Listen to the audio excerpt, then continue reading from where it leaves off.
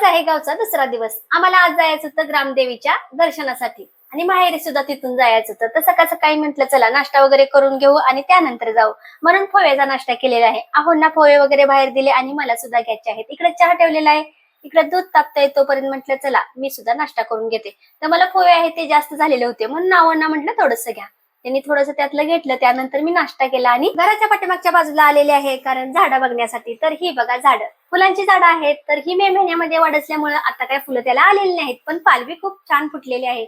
बघू शकता हिरवीगार अशी झालेली आहेत झाडं आणि झाडं बघून ना एवढं समाधान वाटलं, छान वाटलं.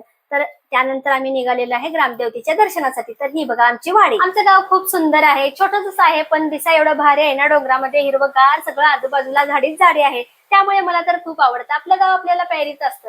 आणि हे तुम्हाला बाजूला दिसतंय ना, ते गाव कोणतं आहे माहितीये का? बेरडवाडी. समोर बघा कितीतरी गावं दिसतात. आमचं गाव उंच डोंगरावरती असल्यामुळे खूप सारी सगळी गावं ना सगळे दिसतात. आणि आमच्या इकडे ना पर्यटन स्थळ म्हणून 1 महिना का 1.5 महिना झालं पर्यटन स्थळ म्हणून प्रसिद्ध करण्यात आलेलं आहे, म्हणजे गुढोपाचगणी. हो, आम्ही त्यांची शेजारीच ना, मग आम्ही पण आलोच की त्यामध्ये.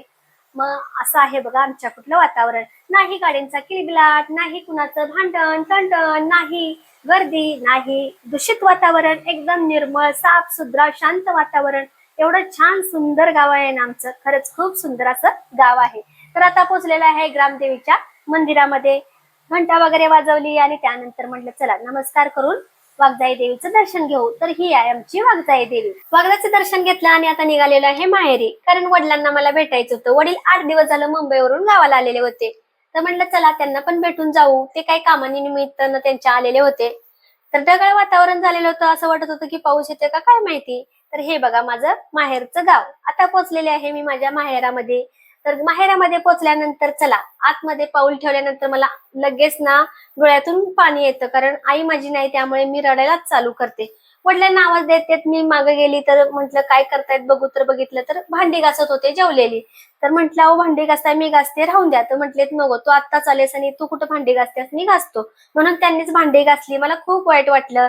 त्यानंतर मी मागलरला गेले, खूप रडले, कारण एक मुलगी ना माहेरी आल्यानंतर तिला जर आईचं तोंड दिसलं नाही तर तिला काय वाटतं ना. ज्यांना आई नाही त्यांनाच माहिती आहे.